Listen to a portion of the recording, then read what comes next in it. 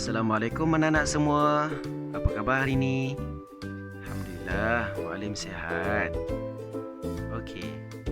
Anak-anak, hari ini Muallim nak cerita tentang Nabi Muhammad sallallahu alaihi wasallam diasuh oleh Abu Talib.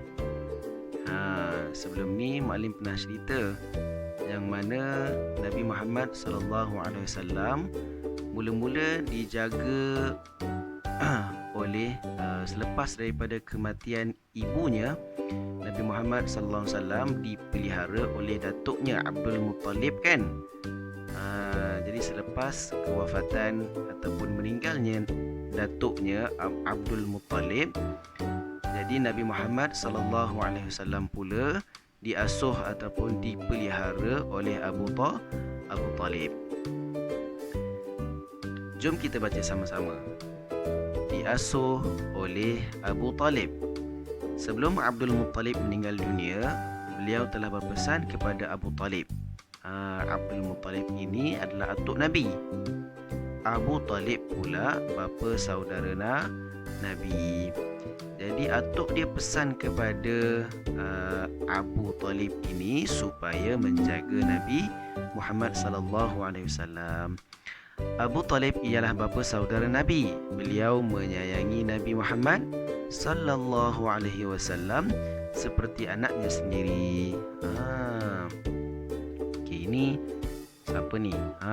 Ni adik ni cakap. Banyak pekerjaan yang diajarkan oleh Abu Talib kepada Nabi Muhammad sallallahu alaihi wasallam. Antaranya adalah mengembala kambing dan berniaga. Mari bercerita kisah kehidupan di rumah Abu Talib. Jadi Abu Talib ini merupakan seorang usahawan yang mana Nabi Abu Talib ini ajar kepada baginda Nabi Muhammad sallallahu alaihi wasallam macam mana cara berniaga. Jadi antara pekerjaan Nabi Muhammad sallallahu alaihi wasallam adalah mengembala kambing. Mengembala kambing. Semasa kecil, Nabi Muhammad sallallahu alaihi wasallam pernah mengembala kambing. Kambing-kambing itu adalah kepunyaan Halimatus Sa'diyah, ibu susuan baginda. Sebelum ni Muallim pernah cerita tentang Halimatus Sa'diyah kan. Bagaimana asalnya Halimatus Sa'diyah ni adalah merupakan ibu susuan Nabi. Jadi masa suatu hari itu Halimatus Sa'diyah ini mencari anak-anak untuk disusukan. Jadi dia pergi ke kota Mekah ini cari siapa ataupun mana bayi-bayi yang ingin disusukan oleh beliau kan. Last sekali barulah dia jumpa Aminah, iaitu ibu Nabi. Jadi ibu Nabi ini bagi kepada Halimatus Sa'diyah untuk bagi Nabi Muhammad ini semasa kecil, semasa bayi ini, bagi kepada Halimatus Sa'diyah untuk disusukan kan. Jadi apa benda ajaib yang berlaku? Benda ajaib yang berlaku bila Halimatus Sa'diyah ini bawa Nabi Muhammad sallallahu alaihi wasallam yang waktu itu masih lagi bayi. Jadi apa yang berlaku?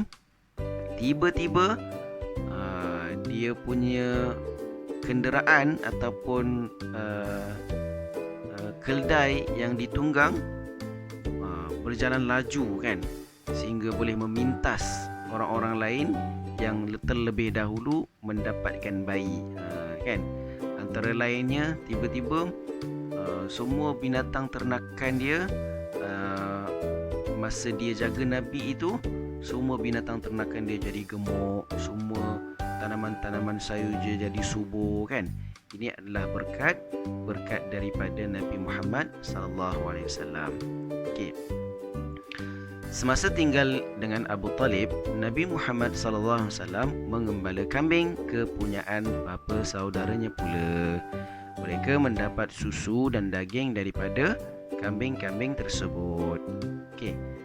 Ni kakak ni cakap, mengembala kambing mengajar Nabi Muhammad sallallahu alaihi wasallam supaya bersifat sabar. Sabar ini satu sifat yang sangat baik ataupun sifat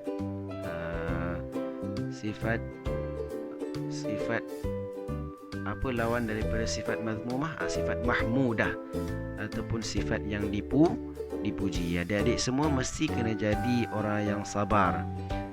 Sabar apa? Sabar contohnya sabar melakukan ketaatan kepada Allah. Contoh macam ibu suruh solat. Jadi adik-adik kena solat, kena sabar. Okey. Ibu suruh adik-adik puasa.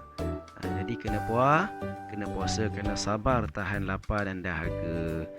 Begitu juga kena sabar daripada melakukan maksiat ataupun melakukan benda-benda yang jahat. Contoh, kita rasa macam nak ambil barang kawan lah. Tak boleh, kena sabar. Tahan diri daripada kita rasa macam nak usik kawan lah. Tak boleh. Kita kena sabar daripada melakukan perkara yang Allah larang. Okey, itu sahaja berniaga ke negeri Syam. Nanti Muallim akan sambung lagi. Jadi Muallim nak minta antum semua untuk pertama, Muallim nak minta antum semua tulis semula teks ini. Mana? Okey. Salin semula. Tugasan yang pertama, antum semua salin semula teks ini, muka surat 30 dan muka surat 31. Okey. Kemudian Muallim nak minta antum semua untuk lukis binatang peliharaan masing-masing. Okey, nampak tak? Yang ini contohnya antum semua ada kucing ke, ada ikan dalam akuarium ke, kan? Antum lukis binatang antum semua, ataupun antum boleh ambil gambar antum dengan binatang masing-masing dan upload dalam Google Classroom. Okey. Yang ketiga, Muallim nak minta antum tuliskan pengajaran daripada kisah Nabi Muhammad sallallahu alaihi wasallam ini diasuh oleh Abu Talib. Okey. Apa pengajaran dia? Pengajarannya contohnya kita mesti menjadi orang yang sabar, kan? Kita mesti menjadi orang yang baik, kan? Okey. Itu sahaja. Semoga kita berjumpa lagi. Wabillahi taufik wal hidayah. Wassalamualaikum warahmatullahi wabarakatuh.